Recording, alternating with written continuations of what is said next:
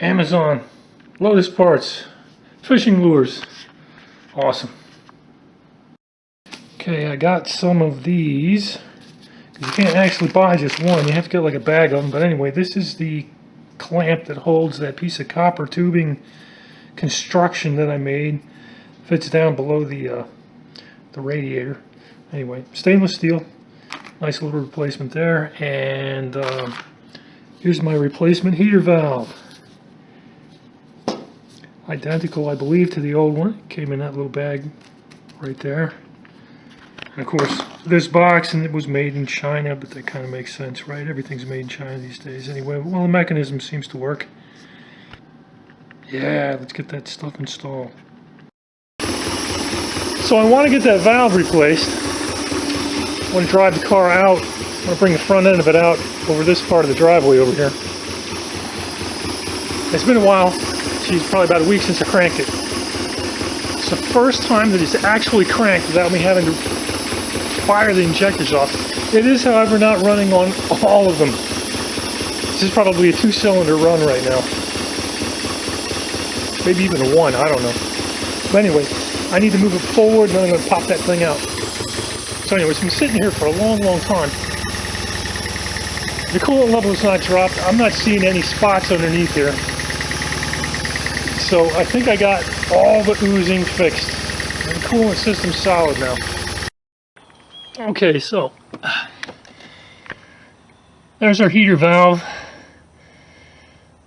They installed easier than it came loose. That copper was kind of sticking to the hose, but anyway, put a little lubricant on the valve body and then crammed it together. Went together real nice.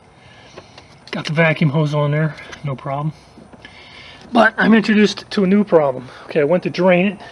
Okay, drain. Yep, that's the end of the drain valve.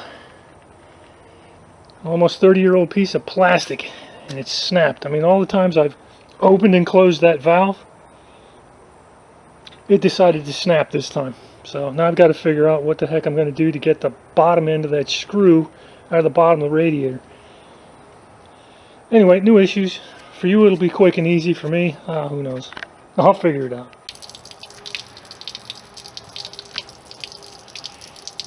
Okay, I just dremeled a small notch in the end of it and used a screwdriver. It was just barely,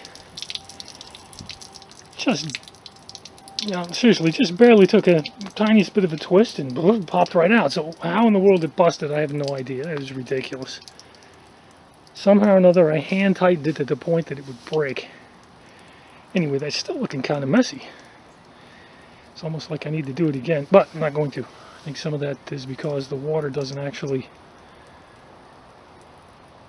have any corrosion protectors. So, just in case you were wondering, I've got an automatic garage door opener. And of course, with a car like that, it's actually above the warning unit. So I unplug it and we have no accidents. Okay, so there's the original popped out of the car, and you know, I look at this right here and I think that almost looks like puffed plastic, but you can see from this end of it that you can stick a screwdriver in the end of it if you wanted to and spin it. But it popped off of me. I mean, it was, I don't know how I managed to get it that tight, but all I was doing was just kind of twisting it. And I must have yanked while simultaneously twisting, and it popped. Because when it came time to like actually pull it out of the car, hang on, it's just the tiniest little slot right there, and I didn't really even have to put any torque on it with the screwdriver. Just stuck the screwdriver in there and bloop, out it popped. And this is good. Still resilient and whatnot, so I'll just reuse this with whatever kind of a bolt I get to replace that. Okay, so this is what I've picked up to at least temporarily replace this device right there. You can see, if I get the shadow out there, about the same size, same thread. I'm going to throw a little bit of Teflon tape on it, because I don't trust the metal to expand at the same rate as the plastic, so you know, the threads may get tighter or looser, but the Teflon tape should balance things out. Okay, the assembly ready to be screwed in.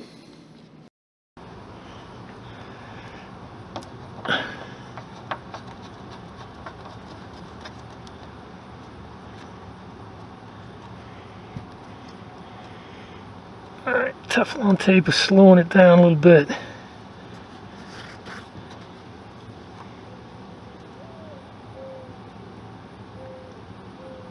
There we go. Okay, plugs in. Antifreeze is in. Let's fire it up. Hopefully I get at least 2 cylinders, otherwise it won't start. Hey, I think that's actually all 4 of them. Fantastic.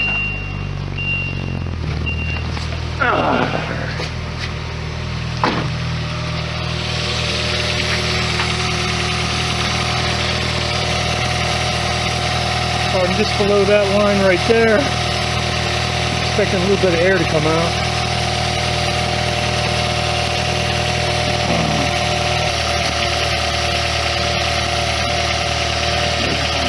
Finally figuring I'm done with all this stuff. I can get some of these hoses tightened back down. Alright, let's get a cap on there.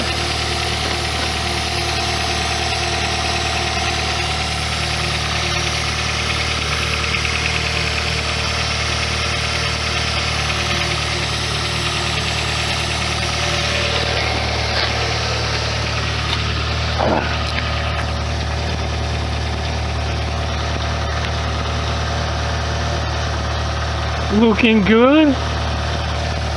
That looks good. That looking good over there. I'll get a nice piece of copper down there.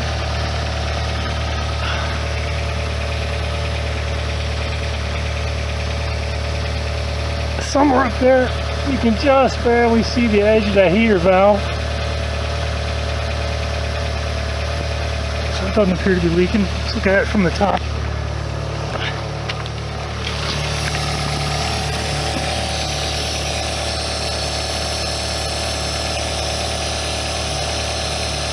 You know, there's a hiss back here that doesn't seem quite right, like it's got a vacuum leak or something.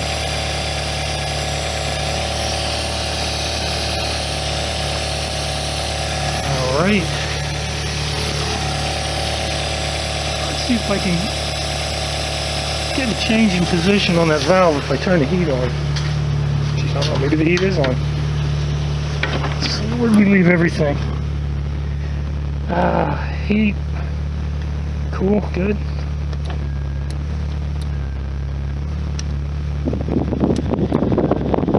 Fan blows. There's a boot there, AC on.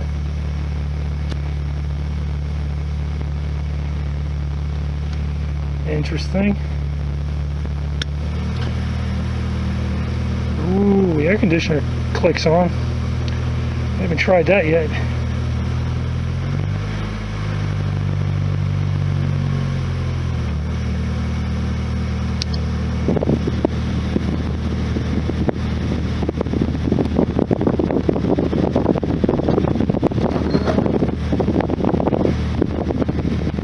What? That's actually cold air.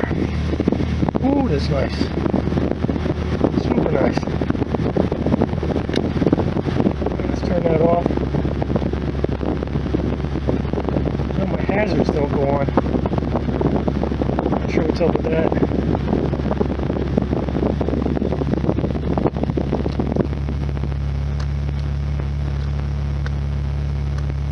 Alright, the heat was on. Turn the heat off and see what happens.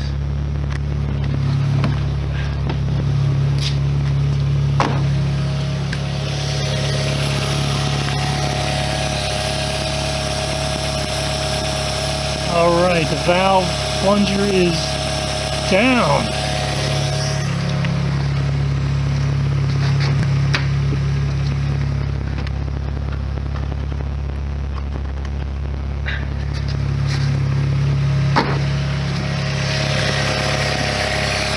And the valve plunger is open now.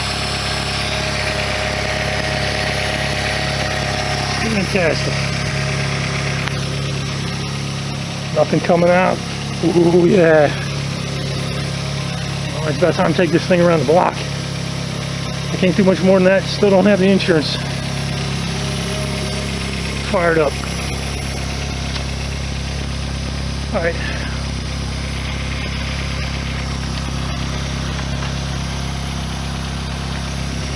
Okay, I gotta come up with a thumbnail, right? Where's a good thumbnail shot? Perfect.